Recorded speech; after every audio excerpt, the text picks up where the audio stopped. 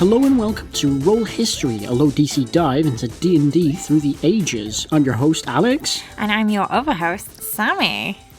We've just gotten back from our secret retreat in the woods. In the woods where we made a pact with the forest gods. By which we mean the other people there. We've just had a weekend away and we went and we played a hell of a lot of D&D. It was a really great weekend. It was a nice weekend. It was a really Hell great yes. weekend. Any weekend where I get to play D&D is pretty great, but this was extra special. We hit a major milestone in our ongoing campaign. Yeah. Where you killed a phoenix. We killed a big nasty phoenix. And we did a Spelljammer one-shot. Yeah! With a big old ghost ship and everything. Oh, it was so good. It was pretty cool. It was so good. I would say, though, that you did get into some sticky situations. I mean, we didn't really, to be honest. Or was it easy? No, I thought you meant sticky as in, like, gooey, because I'm just like, I mean, we didn't really get gooed on by the ghosts. I did get stabbed a bunch. Gooed on by the Ghost is my second favourite Goosebumps novel. It does sound like a Goosebumps title, doesn't it? It's not as good as Let's Get Invisible, but it's close. Oh, I love that. No, that one was spooky. Let's Get Invisible. Let's Get Invisible, though. Let's get invisible and let's get moving with today's topic, which is off format. Yeah, we are off into the wild, off into the unknown. Welcome to Roll Survival. So instead of picking like one subject, we both brought a spell and an item to the table, and we're going to just chat about those. Think of it as a D&D themed episode of Wonderful instead of a D&D themed episode of Sawbones. We're so derivative. We like what we like. We like good podcasts. And you do too if you're listening. Clearly. Sorry, do you want to start or do you want me to start? Yeah, you know what? I'll bring my spell to the table. Clonk. Oh, I turned off my notes. I meant to do like a funny... Because I was like, oh yeah, you can put a sound effect in. It's me slamming something down on the table. But I don't want to actually touch the table because otherwise we'll mess with the microphone. That's... The spell I'm going to talk about today is a very specific spell. It can only be learned by one class. That isn't enough for you to guess. I don't know why I was waiting for you to guess. I already know what the spell is, Sammy, because I know you as a person. Oh. Eldritch Blast. Eldritch Blast. Yeah, so today I'm going to talk about Eldritch Blast, which is a warlock spell. The warlock spell. The warlock spell. A cantrip in 5th edition. It does a big, nasty, warlocky blast. And it's one of the coolest things ever. How would you describe the blast? It's a blast. No adjectives? I mean, it depends on your warlock, really. No adjectives beginning with E? Eldritchy blast? No, what did you want to... I was just, Is Eldritch an adjective? Yeah, of course it is. Oh, okay. It's an Eldritch blast. It means oblong. What? Yeah. What is it? So when they're like, Eldritch abominations are like oblong. Yeah, because they're all lumpy and weird. That's not what oblong means, though, is it? I thought oblong was a type of shape. Yeah, there's like a... It's not a lumpy shape, I don't think. No, not lumpy, but it's got oblong bits. Bits? Okay, welcome to today's... this is a D&D themed episode of The Illusionist. Oh. Are you going to Google? I'm going to look at what oblong means. Okay. Do you want me to do some waiting music? No need. Okay. Oh, you got it. Sort of like Eldritch, it says here.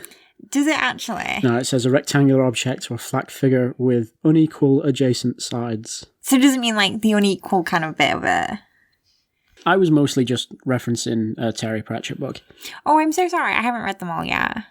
Which Terry Pratchett one were you referencing? I think it's in A Hatful of Sky. Oh, okay. There's like a Knack McFeagle dictionary at the front. Oh. It's not important. Please tell me of your spell. Yes, my spell, my wares. Come and look at my wares. Okay, so one of the reasons I picked it why I like it so much is because it's really variable. Variable? Yes. Venerable. No. Virulable. It's good. Venereal? No. VARIABLE. That spells venereal. No, it doesn't. Don't you dare edit over that with different letters. Don't you dare. Like a Microsoft Sam voice. No, that was a very bad voice. That was terrible. Don't insult my voices. So, yeah, it's a staple to being a warlock. And it's really customizable, especially in 5th edition. And it can make it like a really good damaging option. And it has some really nice utility to it. And it's great. And if you play a warlock and you don't have Eldritch Blast, then there's something wrong with you. Yeah, you're missing You're out. banned from Warlock Club. So, warlocks were introduced in the 3rd edition. So, Eldritch Blast was also introduced in They're the 3rd a edition. baby class. So it's always been Warlocks only fools.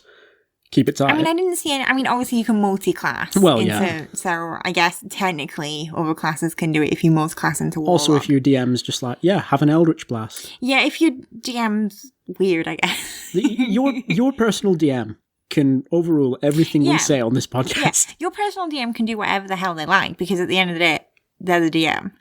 But in my game, when I'm the DM, only warlocks get Eldritch Blast. Haha. Haha.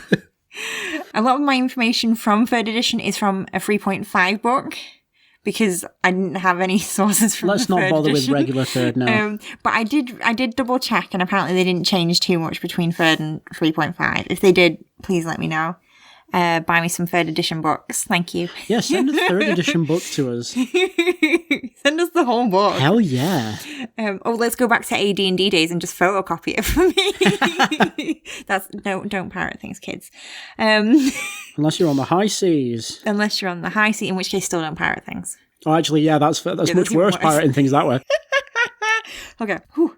So, Eldritch Blast was very integral to warlocks. Even more so then than now. Which Really? Yeah. They only know one spell. But it was very different. It was the warlock's primary source of damage. It was also a touch spell.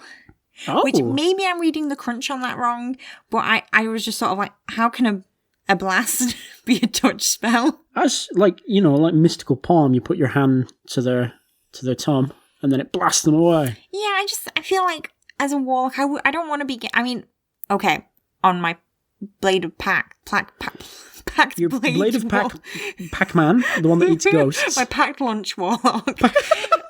Yours is better. Yeah, fair enough. She wants to be up in the front and slicing people, but my Slicing people, bread. I can't remember what my other warlock is. Tesney. I think she was packed with a chain. Yeah, she doesn't want to be out in the front. She doesn't want to be touching people. To be fair, she does want to be touching people. She has a familiar, so she could cast touch spells through that. Oh yeah. So her little dog could could just just more sense to me. Yip, die. Yeah. I hadn't thought of it like that. I don't actually know if warlocks had packed with a chain back in 3rd edition. Well, it wouldn't have been. I don't even know how. I don't really know How does a familiar work in 3rd edition? How does the familiar work? How does anything work? How does anything work? We don't know.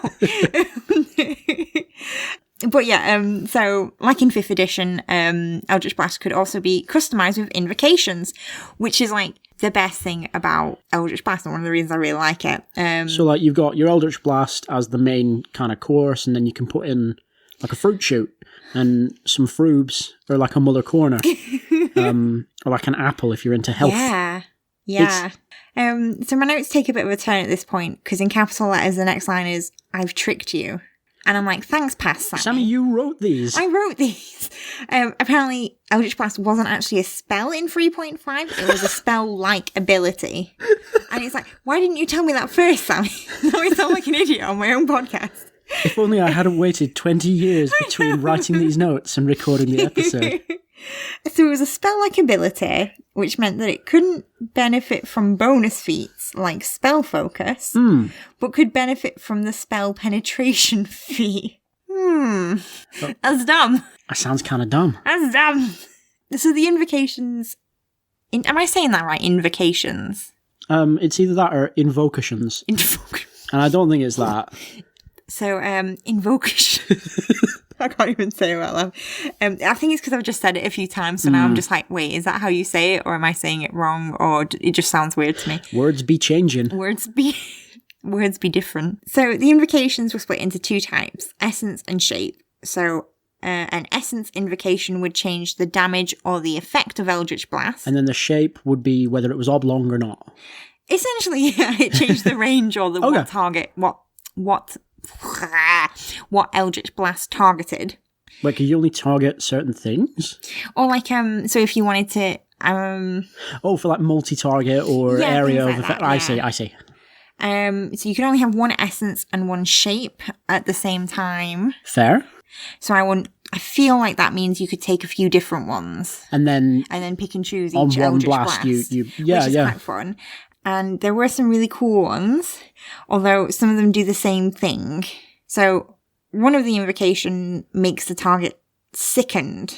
Okay. Which I don't think they have in 5th edition, because I've never heard of that. No, not that I'm aware of. And there was another one that makes the target nauseated.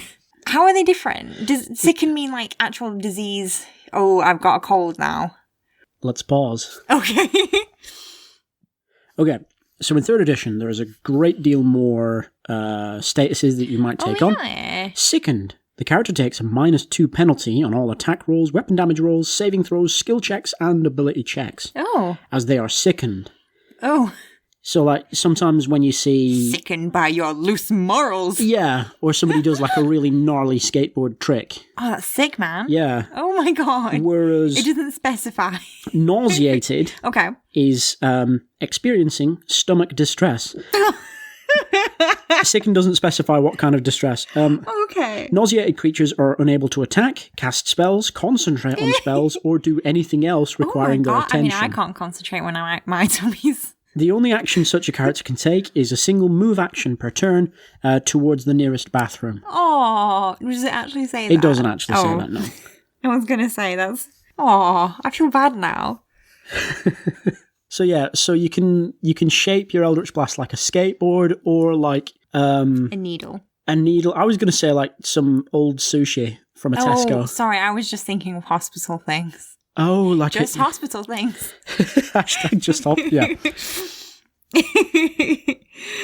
Okay. So from 3rd edition, my favourite essence invocation was one called Brimstone Blast. Okay. So it makes instead of it being force damage, it's fire damage, and the target must make a reflex save, or they catch fire. Damn. I need that in my life. I need to just set people on fire. Incidentally, Brimstone Blast is my wrestling persona. Do you set things Brimstone on fire? Blast here. Brimstone Blast. Blast. You have to say blast in a really weird voice. Brimstone Blast. That's better. We're referencing Critical Role here, I'm sorry. Okay, and then my favourite shape invocation. This is going to be really obvious. Long? Yeah, it's the long one. It's the size queen option. Eldritch Spear, which is one of my favourites even now. Ooh. And in 3rd edition, it gives you 250 feet of range. I couldn't think of the word. Because in my notes I've just put 250 feet extra pain. And it's like, it's not pain. It's not. It's range. So it's gotten longer since then. Yeah, it's gotten longer since then. I can't remember exactly what the range was in 3rd edition, but I know in 5th... It's 300 feet. No, it's 120 without the invocation. Sorry, my bad. No, With it's okay. the invocation, it's 300, isn't it? Yeah, I've heard a lot about Eldritch Spear over the weekend because Sammy was trying to persuade someone to take it as an invocation on the Warlock they were making. I'm just saying, it's a good... I mean, I wouldn't say for Spelljammer it's the best because most of the time you'll be on a ship. You could hit somebody on the other ship, to be fair. I mean, yeah, but... Yeah, I feel like it's good when you're out in the wilds and... And you see a dog 300 feet away, yep, and it's like, it looks at you funny. Yep, and then you just... I'm going to use my Brimstone Blast. Get blasted. Then we move to 4th edition, and I do have some sad news about 4th edition. What's the sad news, Sammy? There weren't any invocations in 4th edition. Oh, right. Eldritch Blast. It was no longer a touch spell, which I guess is good. I hadn't even thought of that. Yeah. With the shapes giving it range when it's normally a touch spell. That's huge. Yeah. Yeah. Of course. So naturally it's a touch, but you just invoke it to change it. That makes more sense why they had a lot more options. Yeah. I didn't even think of that. Very cool. So yeah, it was just a regular spell. You could add your charisma or your constitution, but that's it. It was just a blast. It came out of your hand. Was it at will, I assume? I think so. It increased damage like with later levels, but that's literally it. That does describe many abilities in 4th edition, doesn't it? Which was a shame. But You buy Gomaneki back. now we're back to 5th edition. Now we're back to 5th edition. Woo! 5th edition is really cool because as you level up, you get more beams, so more blasts. So at 5th edition, you get 2 beams. At 11th, you get 3 beams. Did you say edition or level? Oh, I meant level. Did I say edition? I think you said edition. In 2nd edition, when Warlocks weren't invented. No, 5th level, you get 2 blasts. At 11th level, you get 3 blasts. And at 17th level, you get 4 blasts. Each when one you hit 20, it goes back down to 1, weirdly. Sorry, I interrupted. No. That would be very funny. You level up mid-fight and you're just like, oh, bollocks. Oh, no. Because each blast is its own attack roll as well. I imagine that would get really annoying later. I mean, you just roll them all at the same time. Oh, Sammy, just buy more dice. Oh. That's the solution. Oh, are you giving me permission? No. Come back, please. Off I go to buy some die. I won't do that in the middle of the podcast. That'd be irresponsible. So 5th edition invocations are back. Huzzah! Love those. Huzzah! We do love those. So again, there's loads of variety. And invocations are really cool because like now they don't just change Eldritch Blast, they do like loads of other cool things. Like give you special wizard eyes. Eldritch Sight. One of the ones I really liked that wasn't an Eldritch Blast one is Eyes of the Rune Keeper, which lets you read all writing. Which, I mean, that sounds like, I'm in a fantasy adventure. When am I ever going to read a book? And I'm like, well, imagine if you're in, like, say, you know, a mysterious campaign like in Eberron. Oh, damn. And you're trying to solve a mystery. Oh, we're back in Eberron. How did we get here? Sammy brought us here. Sammy will always bring us here. Every episode. There will be at least one. I'm just imagining that friggin' Where My Uber Driver Taking Me meme, but it's you and Eberron. I'm sorry, I got excited. Yeah, so Eldritch Spear, that invocation that I love, is now 300 feet. Long. Which is long. Blast. And my favourite invocation from 5th edition is Grasp of Hadar. So once per turn when I hit with Eldritch Blast, I can move the creature 10 feet in a straight line towards me. Scorpion. Which is awesome. Scorpion. Why are we saying Scorpion? From Mortal Kombat. Oh, I never played Mortal Kombat, sorry. Well, whenever Scorpion, he throws a rope that it's got a spear on the end, and then he gets it in them, and then he pulls them over next to him, and he shouts, "Come to me. My name is Scorpion." I mean, my Warlock won't be shouting that, but it's really good on Temis. You know, because her whole thing is to scare the shit out of people. Yep. She's like an old one packed with loads of tentacles, and she's very good, but she does want to scare everyone into being good also. Mostly with tentacles and a big axe. That sounds... I'm glad you added the axe part, because it sounded... It got a bit risque there. But that's Eldritch Blast. It's a really cool spell. It's really fun. Warlocks are a really fun class. I highly recommend them. I have 2 Warlocks. I think I have 2 Warlocks. Yeah. Oh, no, I've played a... You have at least 2 Warlocks. I have 2 Warlocks. And Somebody loves a Warlock. My one-shot Warlock. Do you remember her? She was like the special tiefling. Yes, Zabuza. I don't think it was Zabuza. From Naruto. It definitely wasn't Zabuza. Her surname was from Naruto. That was it. Hey, do you want to hear about my first spell? Yeah, I would like to. Wait, is this the first spell you've ever This cast? is my first spell, and I've developed it. Ooh. Hi, my name's Tensor. Hi, Tensor. So you know about Tensor, right? I've heard the name. Okay, so... Tensor was one of the first 2 characters to ever be in a D&D game because he was created by Ernest Gygax. Okay. Gary's boy. Son? Yes, that one, yes. Forgot the word. You might notice that Tensor is an anagram of Ernest. Oh. Most characters, when the game was being developed, were just... Anagrams. Yeah. I think... Anagrams, alliteration. Will his word games ever end? Yeah, like when Rob Kuntz joined the game, his character was called Robalar. Oh. Yeah. That's not good. What would your anagram what would your anagram character be called? I would be called Sima. Sima Yi? No, Sima. Sima Yi? The tactician? Okay. Goodness. I would be Zalen. Ooh, that's quite good. That sounds very fancy. Redwood, which is my Star Wars Let's not name. even try my last name because it's bad. Biggs. So the spell that I would like to talk about is... it's a tensor spell. It's a tensor spell. Original. Classic tensor. So you might remember Tensor from his floating disc. Oh, yeah. Love that disc. Yeah. Can carry things for I you. remember that disc very fondly when I played my first wizard. Or my first ever character. Did it have nachos in? Yeah. It was bad. That doesn't sound bad. I mean, I didn't get to eat any nachos in real life, so it was disappointing for me. Fake nachos. But this is not Tensor's floating disc. This is it's the Muscle Wizard spell. The Muscle Wizard spell. It's Tensor's transformation. Oh. So, Tensor's transformation is a spell that allows a wizard. I think it's just on the wizard spell list. Probably should have checked that.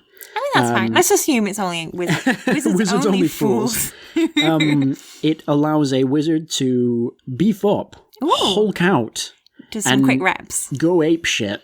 Oh, nice! Like a Hulk. Yeah, it's a Hulk out. It's a Hulk. It allows a wizard to put on big boy pants made of metal, wield a big sword, and cut people's heads off. Why would they want to do that when they're a wizard? Maybe if they just want fancy a change. Yeah, it's a change of pace. Yeah, or maybe they've entered into a duel with someone who's like, hello. Maybe they only have one spell slot left. I don't remember if they have spell slots in early editions or if wizards. I mean, they have spells. It's similar. So, here is Tensor's transformation. Okay. It was first introduced in AD&D's first edition. Okay. And it is a level 6 spell. Oh, okay. It takes 6 segments to cast. I feel like you must be quite lucky as a wizard to survive that long. That's very fair, yeah. You can get away with anything, really. It's the kind of grandfather clause, isn't it? Yeah. It takes 6 segments to cast it, so you need to buy your DM a chocolate orange. I was just going to say, it's segments like parts of the turn? Yes. Wow. I really am not excited for when we dig in some advanced more. Tensor's transformation, says the player's handbook, is a sight guaranteed to astound any creature not aware of its power. Okay. So it's kind of a novelty. Oh. For when the magic user casts the Dweomer, he or she, or they, undergo a startling transformation. Oh. The size and strength of the magic user increase to heroic proportions, so he or she, or they, become a formidable fighting machine, for the spell causes the caster to become a berserk fighter. I really thought you were going to say lycanthrope then. Just with all the transformation talk. I'm so sorry. So the big thing here is when it was first introduced, it's not just a way of making your wizard good at fighting and martial and having a sword. It just actually sends them berserk. Oh, okay. Their hit points double. All damage that they sustain come first from their... so rather than their hit points double, but the second lot of it, the top half of it, is temporary hit points. Yeah. And once they've gotten through those, then they start taking double damage. Ooh. So it's a bit like when you're a barbarian and you do reckless attack, like you've got advantage on things, but things have advantage on you. But you start taking more damage once you get in hit, yeah. The armor class of the magic user is a full 4 factors better than the one possessed prior to casting the spell. And although...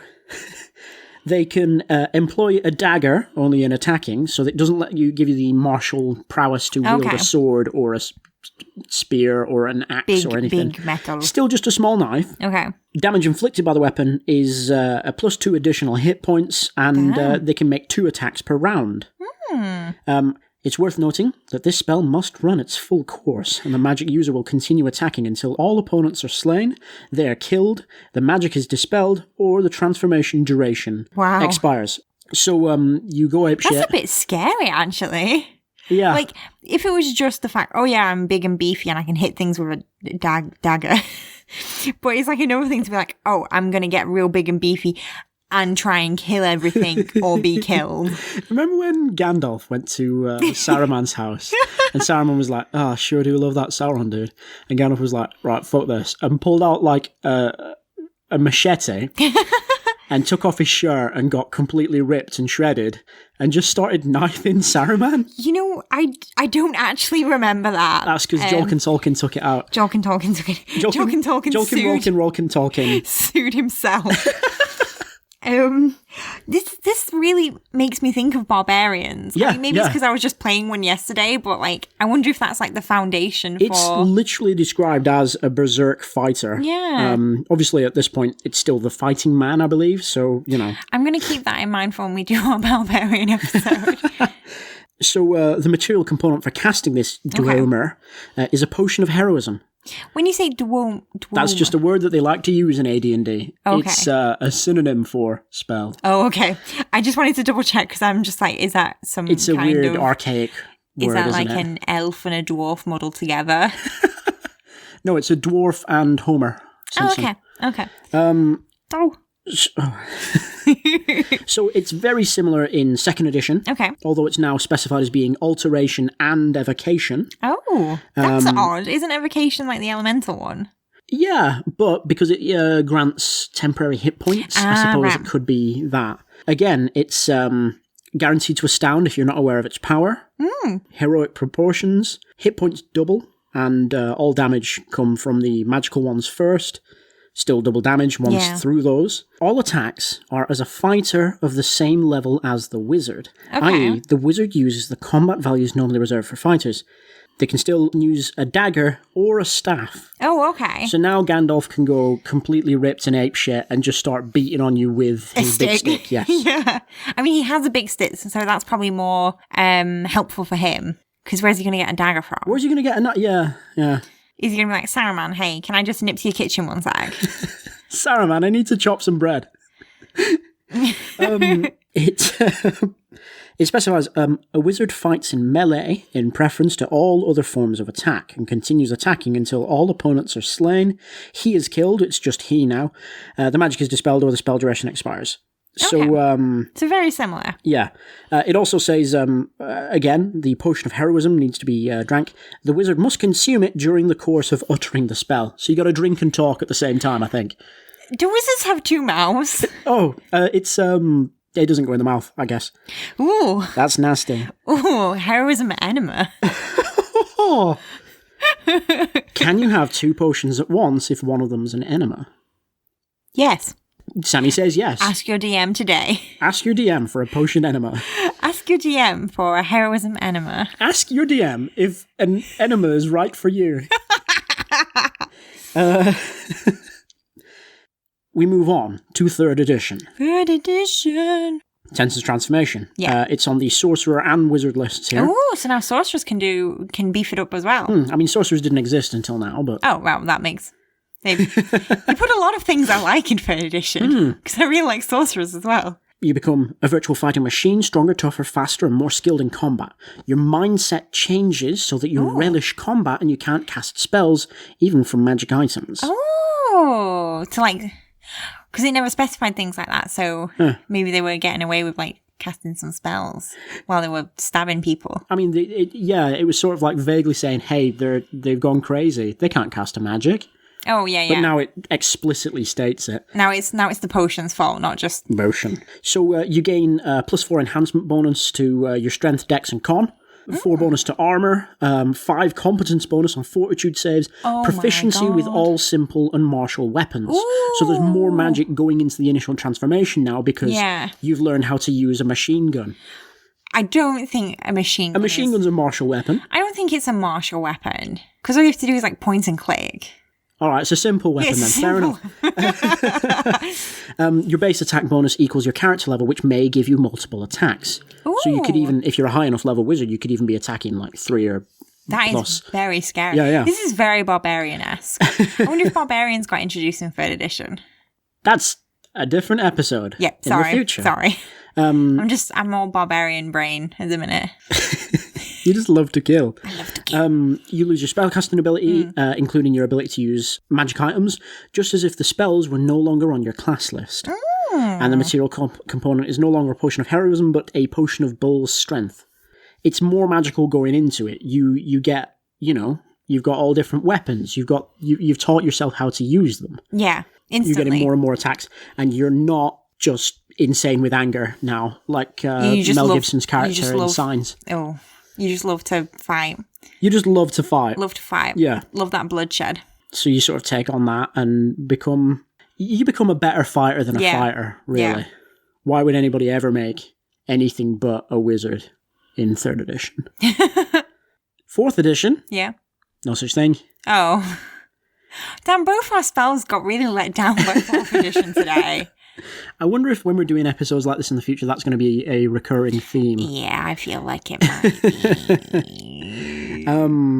But moving on to 5th edition. Ooh. This Tensor's Transformation wasn't in the game at first. It was only introduced when Xanathar's Guide to Everything was released. Yeah. It's still a level 6 spell. It's concentration for up to 10 minutes here. Okay.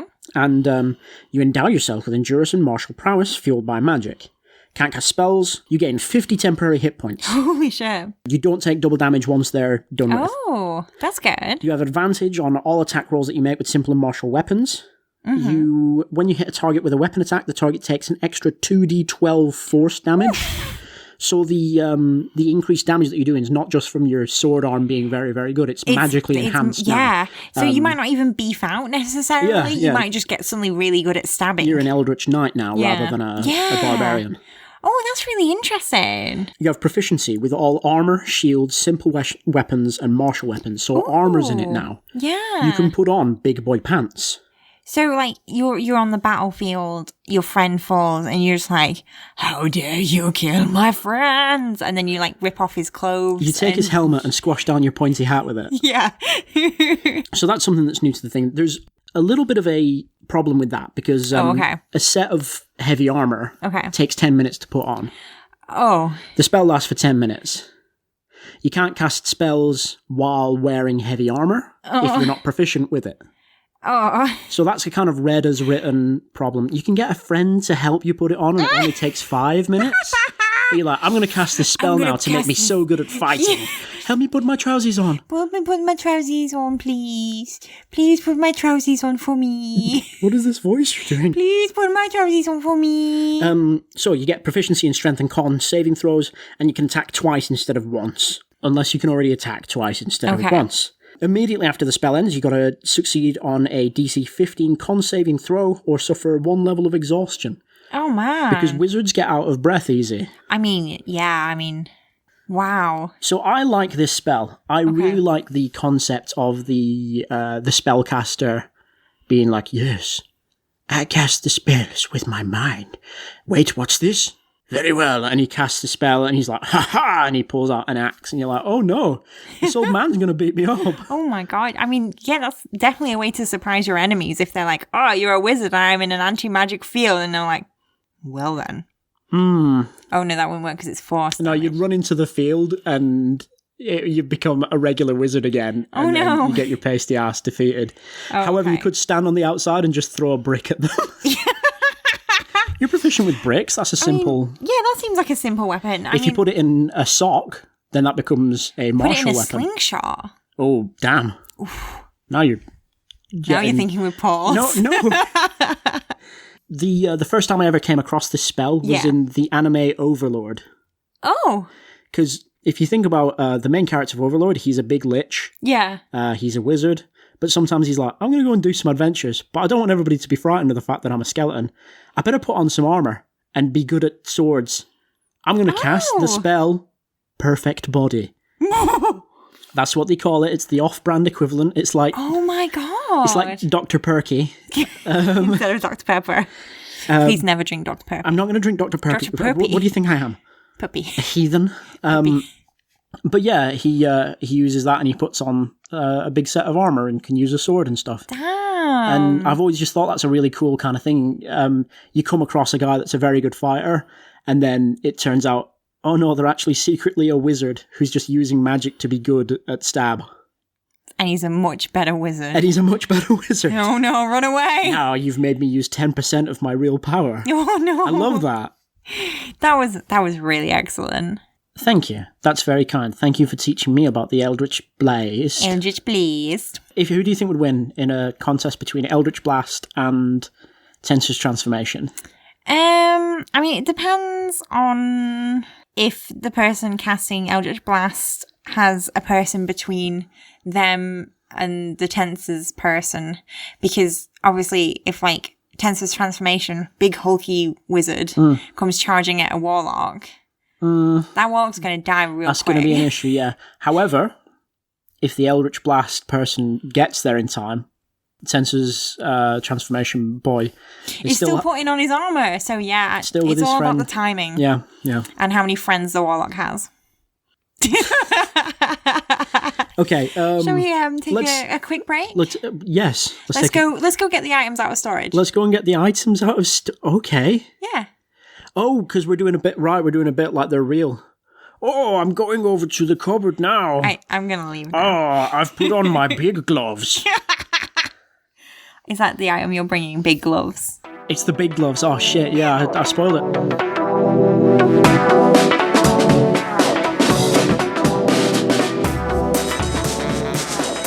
Hey, you're listening to Roll History. It's a podcast by Sami and Alex. Who are these people now? Still talking to you in this break section. Hi, hello. The reason for this is an important... No, it's an important message. Yeah, there's no jokes here. It's a real, honest, sincere thank you for listening to the show and for checking out a new podcast. Yeah, thank you so much. We can't even begin to describe how much we appreciate you. You specific listener listening now. It's something that we're working hard at doing. We're trying to make it as good as we can, and part of that is, trying to build up an audience. It's really important for new podcasts to try and get the word out. So if you could tell a friend that you think might enjoy the show, or if you could leave a review, on give iTunes, us those good stars on Pod. Or even if you yourself want to email in with stories or anecdotes or suggestions or just comments or anything really, as long as it's nice. Yeah, just be nice to us. We're hoping that this hits it off because we really like making it, and it's nice to know that there's people out there that are receiving your work and enjoying it. Yeah. So again, thank you so much. Yeah. Back to the episode. Yeah, let's go back to the episode. The goofs will continue now.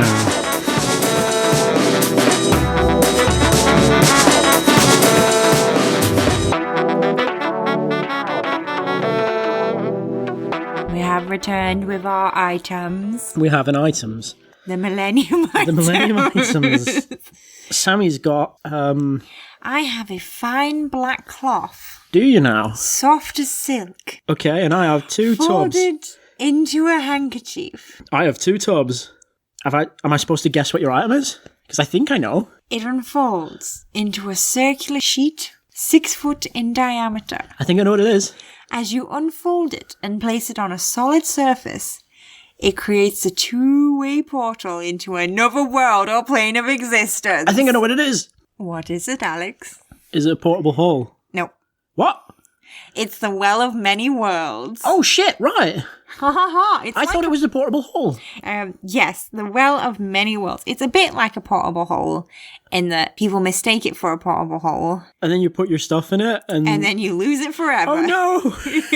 That was actually one of the reasons I think it's not as popular is because some players think it's cursed.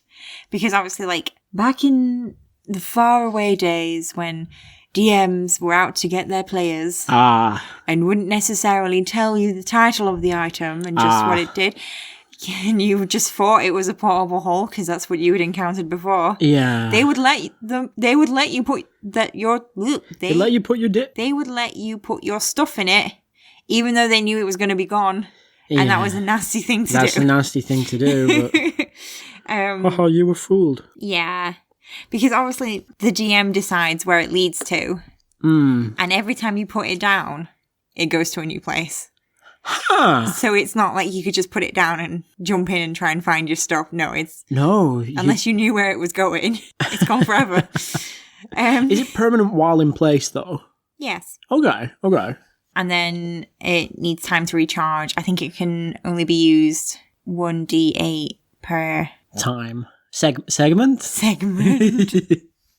You need a long rest before Yeah. you use it again. So this is the item I have brought you. It looks fairly nice and Yeah, I like it. inconspicuous. It feels like it's useful. Don't put your foot in there. You don't know where it goes. I haven't decided yet. So it first appeared in Advanced Dungeons and Dragons, the first edition. Yep. This strange interdimensional device is exactly the same in appearance as a portable hole. Anything placed within it is immediately cast into another world, a parallel Earth, another planet, or a different plane at your option or by random determination. That was a weird sentence. Yeah, at the DM's option, like, Oh, right. is a weird, like, I guess discretion is what I'd say in regular. I guess that's 70s talk for you. Yeah. I like how it specifies a parallel Earth. Yeah. Like you're playing Fringe. Oh, spooky. Spooky. Blah, blah, blah, blah, blah. If the well is moved, the random again comes into play. It can be picked up, folded, etc., just like a portable hole. Right. Note that things from the world touches can come through the opening just as easily as from the initiating place. Like I said, it's a two-way thing. Yeah.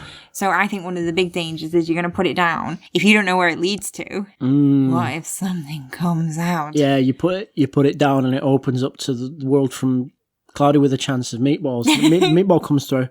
I mean, that sounds tasty. No, big old meatball comes through. Too big. You're in your car. You put it down. There's meatball in the back. It's only like 6 foot wide, so I imagine it gets stuck in the pole then. Depends how big the meatball is. Big meatball, Cloudy with a chance of it. So one of the things I got when I was researching this item is, like, why is every DM not using it? Why is this not everywhere? How is this not used in, like, Planescape or Spelljammer or, like... Oh, is it a way... Yeah. You know what I mean? Like, we just need to nip onto that planet, but we can't get through the glass, so let's just pop through this portable... Yeah, but, I mean, but what if it doesn't lead there? I suppose. It is DM's discretion, so... So you got to bribe your DM with chocolate orange slices first. It's pretty much the same throughout pretty much all the editions. And even though it says by random determination in the AD&D first edition description, there's never actually been a table for you to roll on. Which, like, I'm just like, come on, guys. You know who did make a table for you to roll on? Pathfinder. Oh, nice. We don't mention their name around here. Because that would be too much to keep track of. I know, I don't normally like mentioning all the games, but yeah, in the Pathfinder Chronicles Classic Treasures book, they made a table for it. That's very kind of them. Thanks, Paizo. Yeah, thanks, guys. Now we can roll on a table. What do you think would be the worst place for it to... Like, let's say we've just gotten to the treasure room in a dungeon, and we're like, okay, it's time to put in our treasure. I've brought a shovel. You open up our portable hole. Fill it up with treasure, and we'll take it out. Okay, yeah. Plop that on the floor. Yep. What's the worst place it could end up? Hell? Limbo? I was going to say, like, maybe somewhere, like, hot so it melts all the gold. Oh, no! Like the inside of Treasure Planet when it's all going completely. That was in Treasure Planet, wasn't it? That was the device. Yeah. The Well of... Except you could control it. Now, that would be a cool item to get. You've got a Well of Many Worlds, and you eventually get an item that's just a knob that you can twist to... Like a little remote control. Little control for it, yeah. That'd be cool as heck. Well, because obviously it hadn't changed much during the editions, I was sort of like, okay, well, has it been used anywhere in any campaigns? And I found that it was used in a 3rd edition Elder Evils campaign. Okay. Specifically, The Worm That Walks. Oh, I don't like The Worm That Walks. Yeah, I don't like it either. And in my notes... You can tell I wrote this a while ago. I was like, it's a super cool adventure. I almost want to adapt it in my future Everon campaign. And I'm like, no, I don't. No, I don't. Do you want a description of this gross campaign? The campaign or the entity, the Worm That Walks? I mean, the Worm That Walks is basically a big worm guy. He's a guy made of worms. And his plan, he wants to get an orb of annihilation. Okay. So he's already, like, bad. He's already nasty. I have seen the pictures. It's really gross. That's gross as hell. Yeah. So he wants to get an orb of annihilation, and he wants to just drop it in the Well of Many Worlds. Just plop it right in there and bring in a new age of misery. Wait, Orb of Annihilation, as in the one from like the one that there's like 100 of in Tomb of Horrors. That if it touches things, they're gone. Yeah. And he drops it in. Yeah. And then I imagine he picks up the well and puts it down and plops it down again. Yeah, what's that going to do, Worm? It's going to destroy the world it touches on the other side. It's not. It's just going to make a small hole in it. No, because it's a portal. Yeah, it's a portal. It falls through, and then it just makes a crater in the ground. No, because when it lands. No. I imagine, like, the orbs of annihilation are much bigger or, like, somehow souped up because he's a worm guy. He's just got an orb. It's the size of a bowling ball. I'm pretty sure they're bigger than that, aren't they? I mean, it's got to be... It can't be more than 6 feet, otherwise he's not going to get that through. That's true. And then he drops it, and then it comes out of the hole on the other side. Okay. And then, because he's put it in the floor, it comes out of the floor on the other side. Well, he doesn't have to. And then it falls back in, and it just falls back and forth. It doesn't work it's like that. It's like Portal. That's a rubbish worm that walks. You've got to think a bit harder about your plans. What a Bellsprout. So I've got a brief synopsis of the adventure. Okay. It's very loose. It starts off simple. A gross, nasty boy gets his grandchildren to kill their mum, which releases the worm that walks, who then kills all the people that released him. Then all the worms appear, and then you go to the Tomb of Horrors to face a 30-foot worm man who is really gross. So it's in Tomb of Horrors? It's in Tomb of Horrors. That's fun, like a return to the tomb. Yeah. So he starts off being like, hey, I'm a worm man, I'm small and wormy and gross. And then he ends up being like, hey, I'm a 30-foot worm man. I'm disgusting. It's disgusting. He's got low self-esteem from the sounds of it. Oh, no, this is me projecting my horror. No. And then he puts the Well of Many Worlds, if he puts it down in the wall, he pushes an orb through it, and then it just plops out. It doesn't just plop right out. It's like a portal on the other side. Yeah, exactly. So he plops it through the portal, and then it just lands on the other side. And then, at the very worst, like an Orb of Annihilation can sit on the floor, can't it? Otherwise, you wouldn't be able to put it in the Tomb of Horrors. I assumed it was like a big annihilation bomb that was going to destroy the entire world that it went through. I bet that's what the worm thinks, but if you think about it, I've defeated him with logic and reason. I feel like I need to look up what an annihilation bomb actually does. We can find this out. Okay, so a Sphere of Annihilation in 3rd edition is a ball of nothingness 2 feet in diameter. Okay. So that's one issue solved. Okay. It's actually a hole in the continuity of the multiverse. Ooh. Any matter that comes in contact with a sphere is instantly sucked into the void, gone and utterly destroyed. Only the direct intervention of a deity can restore an annihilated character. You know, that does seem like it would cause some problems if you were just dropping those into other worlds. They can be moved by mental effort. Okay. It's a mundane form of telekinesis. Oh, okay. This isn't the item that I was bringing, but now we're talking about it. Oh god, it's like a bonus item. It's a bonus item. Should a gate spell be cast upon a sphere, there's a 50% chance that the spell destroys it, a 35% chance that the spell does nothing, and a 15% chance that a gap is torn in the spatial fabric, catapulting everything within a 180-foot radius into another plane. That seems very bad. That's going to be bad for the worm. I'm going to say the worm, like, he doesn't say that he wants to destroy the world or anything. He says he wants to bring in a new age of misery. So if it's something that, like, destroys the multiverse, that seems pretty miserable. I don't think it does. It destroys 180 feet around where the orb goes through a portal. So that's basically just going to be this big 30-foot worm guy and the rest of the tomb. Sounds like he's doing us a favour. This guy's a dickhead. Well, I think the Well of Many Worlds is really cool. I really like it. Like, I want to find ways of putting it in... What if it opens up to, like, the elemental plane of water? Oh, no. It's just tipping out. Oh, no. Oh, no. Well, because things can come from... I think that's, like, why I'm excited about it, because I'm like, it's really exciting to think, like, oh, your players are really excited about going to, like, a random place, and it's like, oh, you haven't thought about what's going to come through. What's going to come through? Yeah, that's a very good point. Mm. So, do you want to tell me about your... Yeah, I was trying to remember... not Farscape. Stargate? Is it Stargate where they have the gate? Yeah, they have a big gate in Stargate. Sometimes stuff comes through. Sometimes they go through. Very exciting. It's all very shiny. Shiny. Remember that episode of Stargate where the big giant 30-foot worm guy was like, I'm going to put his ball through. And was like, yeah, just let him. It's fine. I don't actually remember that one. Yeah. I don't think I saw... I didn't see all of Stargate. Stargate. Stargrape. So what's in your chops? I will tell you about my second, my thing. Your main item. My main item. I'm sorry to make you talk about a different item. I did this to myself. This item is a sticky situation. Is that what you were referencing before? I mentioned it at the very start, and it's not really relevant because now we're just talking about it like an hour later. I'm sorry. Oh no! I thought you were like referring to like the campaign that we did yesterday. I mean, it was very sticky. I think just there wasn't. Anyway, I'm going to be talking about Sovereign Glue. Woo!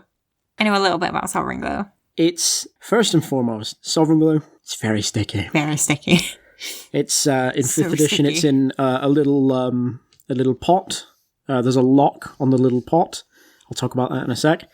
But yeah, it's a milky white or amber substance, depending on the edition, and it can only be stored in containers coated on the inside with oil of slipperiness. Sorry. A brief aside about oil of slipperiness is that it's a sticky black unguent, thick and heavy in the container, but it flows quickly when poured. It can cover a medium or smaller creature along with the equipment it's wearing and carrying, which gives it the effect of a freedom of movement spell for 8 hours, or it can be poured on the ground, duplicating the effect of the grease spell. I'm going to be honest, that sounds like the best item ever. It's very, very slippery, and maybe I should have been talking about that instead of the very, very sticky one. I mean, sticky, slippy. Sticky, slippy. Those are my 2 favourite Star Fox characters. At least you got your next item sorted. Okay. So if you put down oil of slipperiness, okay, and an annihilation orb slips on it, it just spins. Anyway, so Sovereign Glue is what it sounds like. It's the king of all glues. It's a big glue. It's very, very good at being sticky. Okay. It can permanently affix 2 objects together with an unbreakable bond. Ooh. If given enough time to set, of course. Of course. I think it's roughly a minute to set. Oh, that's not long at all. I expected like maybe an hour. Jesus, wow. Nope. Just squeeze them together for about a minute. I'm not confident for that kind of commitment. If they're separated before it sets, then the magical effect of the glue is rendered inert. Okay. Certain traps in the Dungeon of Death were laced with Sovereign Glue, so you'd fall in and then be sticky. Stuck forever. Yeah, oh wow, that is a horrible trap, actually. Jesus. So Sovereign Glue was first introduced in Advanced Dungeons and Dragons. Okay. It's in the actual Dungeon Master's Guide and the Volume 3 Encyclopedia Magica. It just references the Dungeon Master's Guide there, where it says, this pale amber substance, so it was amber at first, but it's... now it's milky white. Now it's milky white, because you think of glue and it's white, isn't it? Because of its particular powers, it can be contained only within a flask coated with oil of slipperiness. That's a constant thing. Yeah. I love that this oil is something I've never heard of, and it's been there the whole time waiting for me to discover it. Do you believe in fate? Yes. It's me and this oil. It's me and this oil. 1 ounce of the adhesive covers approximately 1 square foot of surface, bonding virtually any 2 substances together permanently. It takes 1 round to set in AD&D, so even shorter. If the glue is allowed to set, then attempting to separate the objects only results in the rending of one or the other. Ooh. Except when oil of etherealness or universal solvent is applied to the bond. Okay, more oils. Only those can dissolve Sovereign Glue. A typical container holds 1d10 ounces of the glue. So, speaking of the universal solvent, okay, its purpose is to dissolve Sovereign Glue. Okay. This is all it does. Okay. It doesn't have any other uses like the oil of slipperiness. It seems like a pretty important thing. It's pretty useful. When I mentioned before that the image in the 5th edition handbook of Sovereign Glue, there's a lock keeping the stopper on. Yeah. And the universal solvent has a key driven through the stopper and kind of dipped in the actual liquid. So that's so clever. You can't unlock the Sovereign Glue without already having the lid off your solvent. Oh, that's some really... Which is a really nice little illustration thing, yeah. Yeah, that is such good world building. Such good item design. It's just good. It's just good. So, something that you might notice there is that there is no mention of a strength check that you'd have to beat to separate items. Because you can't. Because you can't. There's no way of doing it. There's no mention of how you'd separate them. It's just that 2 things are stuck there forever. It is a true, permanent, and infinite effect. That is very dangerous. That is quite scary. Read as written, even a god couldn't remove it unless they used the solvent. Oh my god. Maybe they just secrete it from their hands. It's legendary power. Which is something that I'm mentioning because in 5th edition, it's a legendary item. And a lot of people have been like, it's just glue. Why is it legendary? It's not just glue. It's magical glue. glue. It's Sovereign Glue. That's the tagline on all the adverts. I don't think you need branding if you're that powerful. Wow. That's fair enough, actually. Yeah, you just use it to stick people's hands to containers of it, and they have to buy them. So, in 3rd edition... Sovereign Glue. It's still amber. Okay. It still needs to have oil of slipperiness. Well, salve of slipperiness, or salve, depending on how you pronounce that. I mean, that doesn't sound as good as oil of slipperiness. It's a bit nasty, isn't it? Yeah, because a salve sounds like something you put on a wound, whereas an oil, you can have all kinds of fun with. A flask of Sovereign Glue, when found, holds anywhere from 1 to 7 ounces. Okay. So you're getting less for your money this time. Yep. It's a 1d8 flask. Okay. With the extra 1 remaining ounce taken up by the salve of slipperiness. Very, very much... very specific. Very attentive to detail. So the glue still takes 1 round to set, still covers 1 square foot of surface with 1 ounce, and it's still got the universal solvent thing. It's pretty much exactly the same in 3rd edition. Yeah. But it does mention that it's a strong transmutation effect, craft wondrous item, make whole, 20th level, 2,400 GP per ounce. It's not bad. That seems quite cheap, actually. Yeah. Absolute bargain. But yeah, still, no mention of a strength check. No mention of any way of getting them unstuck without... Because there is no way without the... way. Oh my god, that's really scary.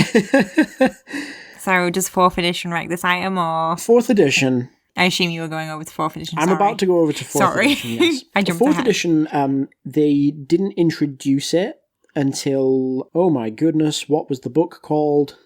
It was introduced in the Adventurer's Vault, Arms and Equipment for All Character Classes. Ooh. Which introduced rules on performing alchemy. Okay. So you could make your own Sovereign Glue. That seems very dangerous.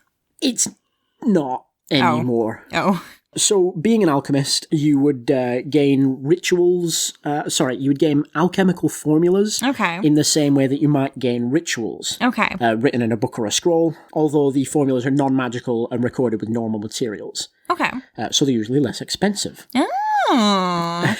A bargain hunter, I see. Why are you laughing? Sorry, So, formulas would have different categories. They'd have costs and creation times. You learn it, teach it, all that stuff. So, Sovereign Glue. This grey paste creates a virtually unbreakable bond between the objects it glues together. Ooh. Key phrase being virtually. Oh. There's different... no. They've nerfed it. They've yeah. So there's different levels that you can make depending on your ability as an alchemist. There's a level 8 version, a level 18 version, and a level 28 version. Okay. I always forget that 4th edition goes past level 20. Yeah, I know, right? So, power, consumable, standard action. You can apply this glue to an object and affix that object to another object in reach. The 2 objects must remain affixed to one another until the end of your next turn, and then the items are adhered. Separating them requires a DC 29 strength check. Oh, no! So, wait, also... That's at level 8. Also, I'm guessing when it says consumable, it doesn't mean... You don't drink it and then secrete it from your fingers, no. That's fine. I just wanted to double check, because that really freaked me out then. But yeah, so that's the level 8 version. At level 18, it becomes a DC 35 strength check. Okay. And at level 28, it becomes a DC 42 strength check. So it's still pretty hefty, so still but the fact pretty that you powerful, can... but read as written, things can separate it just by pulling. Oh, it's not worth the gold. It's not worth it. But that's the thing, it's no longer like a legendary thing. Yeah, it's just a... To make it a level 8 would cost you 125 gold. Oh my god. I mean, I guess that's good for 125 gold then. Level 18, 3,400. Level 28, 85,000. Those are big jumps. Those are big jumps. Those are really big jumps. Wow. There's no mention of the solvent. Yeah. There's no mention of... The slipperiness. There's no mention of, different amounts and things like that. Oh, that's a bit of a shame. And it's a bit more of a... I mean, it's explicitly said to not be magical in its formula. It's just alchemical now. Very good glue. Just good glue.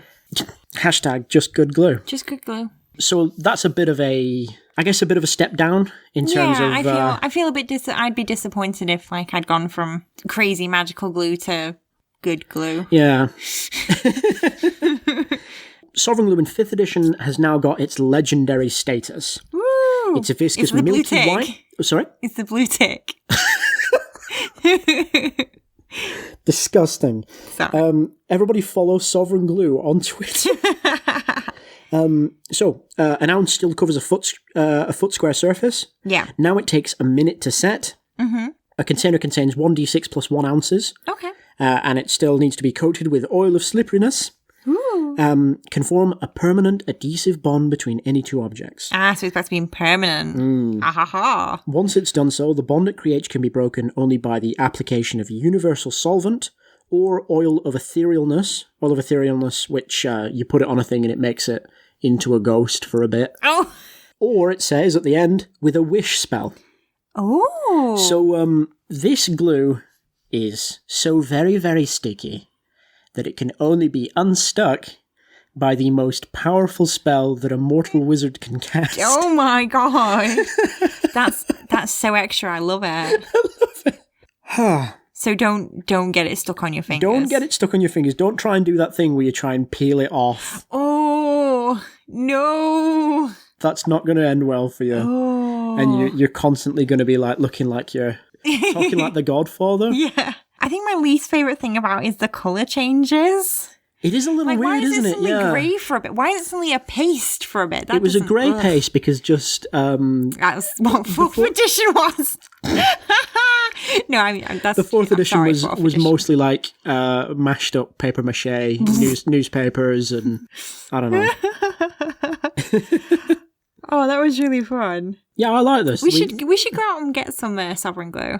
Just in case. I imagine it's like a deal. Oh, sorry. Do you mean in real life, or do you mean? I wasn't sure if you meant in game because you did come across that alchemist and she was offering it, wasn't she? Oh yeah. And if you think about the price, actually, I lowballed that, didn't I? Oh, fuck. You really did. Damn. Yeah. Next time you're in Sigil, maybe. Next time I'm in Sigil, I'm going to get me some Sovereign and Sovereign Glue. I got my words muddled up then. Sorry. Okay, so. Who would win? Okay. Well of Many Worlds versus Sovereign Glue. I mean, you could just... Oh, what if you glue someone to the well? What? You glue, like, the fabric to their actual fingers or something. So the worm is trying to put it down, and he's got... That's how you defeat the worm. You just glue him to the well. You put some glue on the outside. He tries to get hold of the well. He can't put it down because he's like, now I'll pick up the orb and put... Oh, shit. Like, it's just stuck to his hand and also he has to be on solid ground.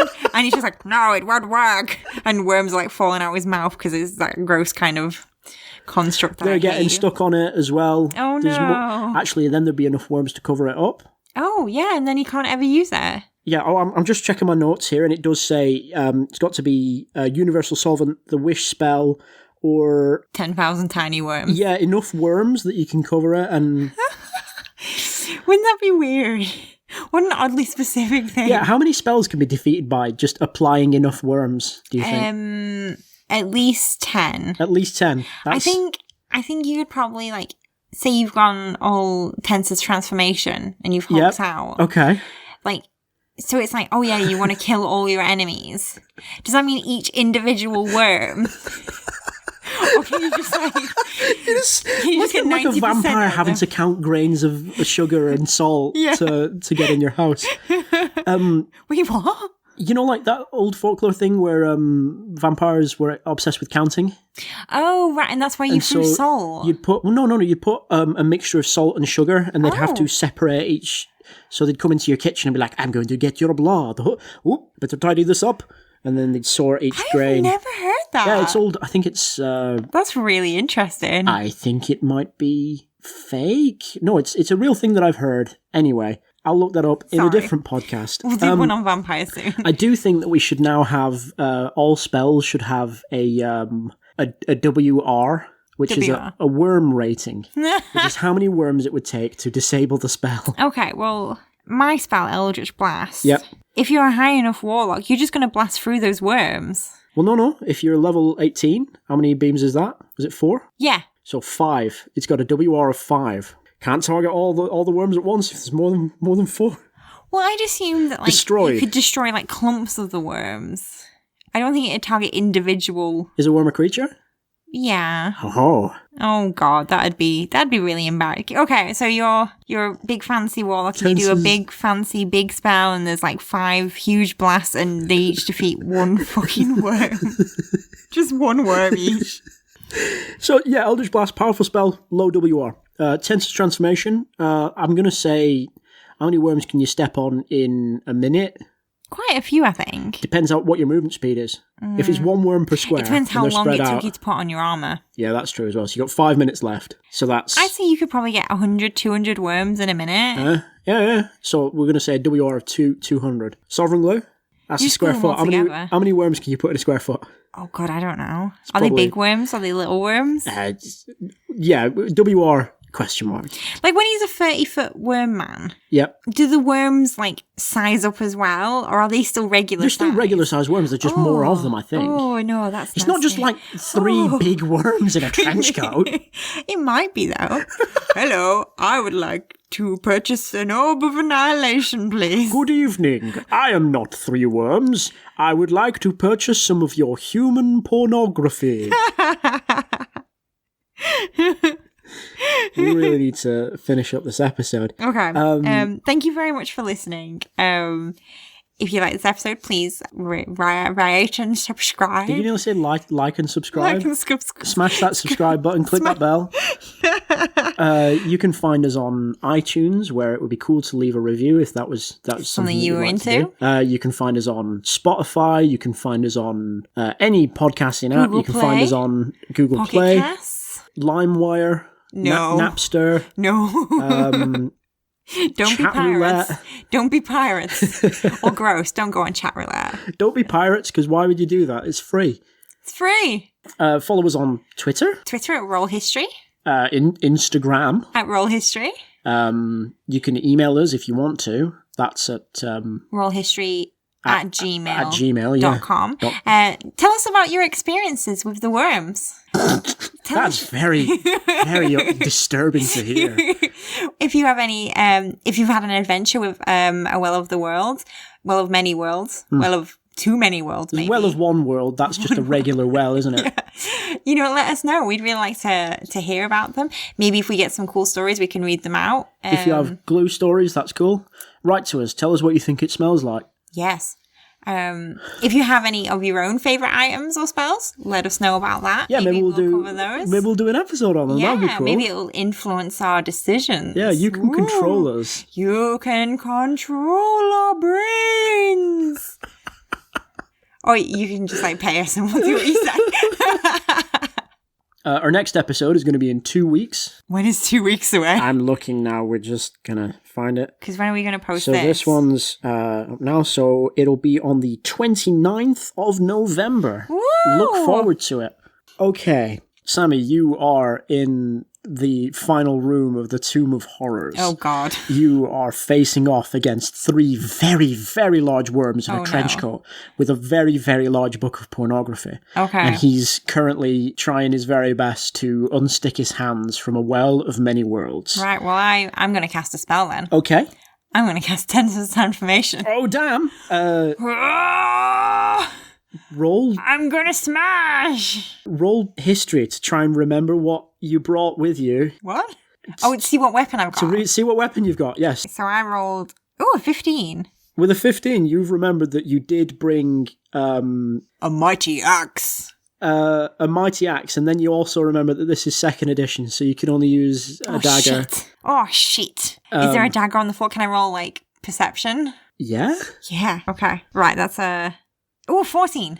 Okay, so what do my wizard eyes see? There's a worm on the floor that's been coated in sovereign glue, and it's gone all rigid, and you think with some creative mental gymnastics, that kind of could be like a dagger. Right. You pick it up, and you lunge. Yeah. Whoa! Oh, roll an attack? What? No, I think the podcast has ended at this point. Oh, I'm sorry. What did you roll? I only rolled a 3, so maybe it's best. Yeah, the podcast has absolutely ended and you don't get killed. I've killed the podcast. The podcast only had a WR of 1. Oh, no! Goodbye, Roll History.